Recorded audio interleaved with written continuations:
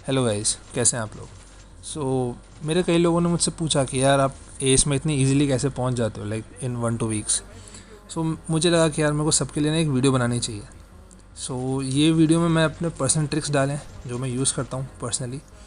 और इससे लाइक मुझे तो बेनिफिट हुआ है। मैं हर सीज़न एस में गया हूँ बहुत ईजीली, लाइक विद इन 2 और 3 वीक्स। और कॉन्कर भी शायद मैं इस सीज़न चले जाऊँगा।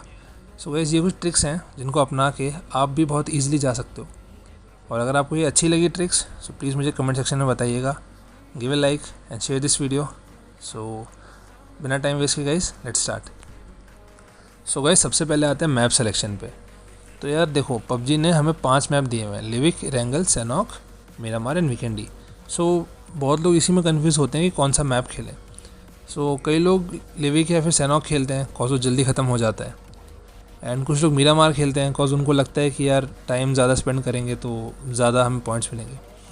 देखो गाइस, मैं आपको बता दूं कि पबजी का जो रेटिंग सिस्टम है वो 2 चीज़ों पे काम करता है: kill rating and survival time.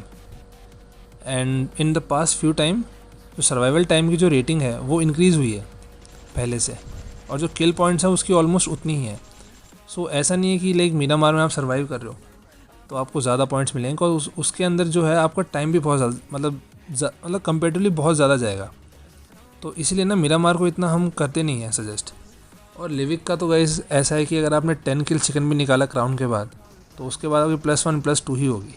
तो मेरे ख्याल से लिविक को इस चीज़ के लिए तो कभी नहीं खेलना चाहिए। गाइस, बेस्ट मैप जो बोलते हैं लोग वो है इरेंगल, और मतलब वही मैंने भी खेला है। एंड जो इरेंगल में जो प्लस होती है गाइस वो सबसे ज़्यादा होती है इन सारे मैप्स में से। एंड सैनॉक के अंदर गाइस बहुत रिस्की मामला है बिकॉज इसके अंदर आपको किल्स के साथ पोजीशन निकालनी पड़ेगी। एंड अगर आपने नहीं निकाली तो इसमें आपका माइनस बहुत ज़्यादा होता है। मैं तो आपको यही बोलूँगा कि Erangel is the best map. और एक सबसे बड़ा प्रॉब्लम ये भी है कि कुछ लोग पूछते हैं कि यार कब खेलें, like what time of the day. ऐसा कोई प्रेफरेंस नहीं है, बट ये देखा गया है कि दोपहर के आसपास थोड़ी वीक लॉबी आती है as compare to the night.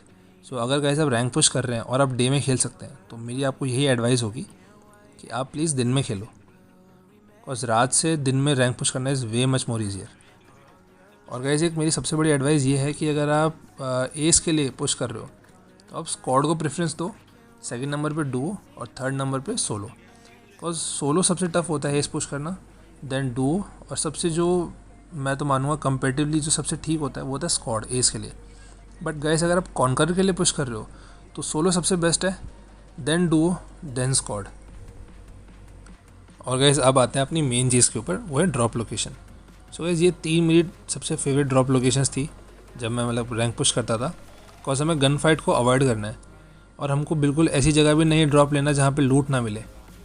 तो गाइस, ये मिलिट्री के जो बैक एंड पे घर हैं, जो ये स्कूल के पास वाले घर हैं और जो मिल्टा पावर के पास वाले घर हैं, लाइक इनमें सबसे अच्छी लूट मिलती है। 2 से 3 लोगों के लिए आराम से लूट मिल जाएगी। यहाँ पे व्हीकल भी अवेलेबल होता है। यहाँ पे ज़्यादा लोग नहीं आते अब तक, क्या पता मे बी ये वाली वीडियो देख के आ जाए। एंड अगर आप ये 3 जगह गए वहाँ पे आपको लूट इजीली मिल जाएगी, गाड़ी आपको इजीली मिल जाएगी। और जब तक आप वहाँ से गाड़ी लेके निकलोगे, आई एम प्रिटी श्योर कि वहाँ पे लाइक आपकी लॉबी में 60 बंदों से भी कम लोग बचे होंगे।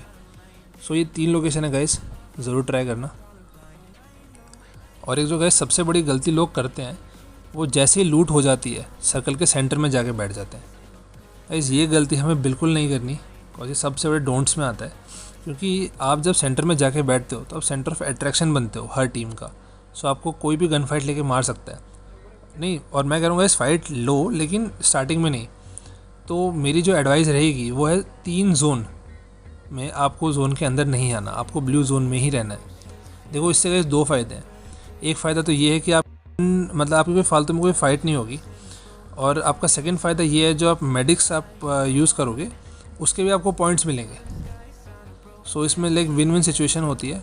और थर्ड एक और चीज़ है, जस्ट इन केस अगर आपकी लॉबी में कोई हैकर आ रहा है तो वो हैकर आपको ब्लू जोन के अंदर आके नहीं मारेगा, कॉज ऑब्वियसली उसको भी देखना होता है। तो हैकर से बचने के लिए भी, रेटिंग के लिए भी, नेसेसरी फाइट के लिए भी गाइस, ये 3 जोन आपको जोन के बाहर रहना है। और गाइस, एक एक्स्ट्रा टिप आपको देता हूँ कि आपके ना इन्वेंट्री में रेटिंग प्रोटेक्शन कार्ड होते हैं गाइस। तो क्राउन 1 पे पहुँचते ही उन्हें यूज़ करना स्टार्ट करते हैं आप। और क्राउन 1 एक ऐसी जगह होती है जहाँ से बहुत लोग सोचते हैं यार छोड़ो, अब हम नहीं कर रहे रैंक पुश, बिकॉज हमने बहुत माइनस खा ली।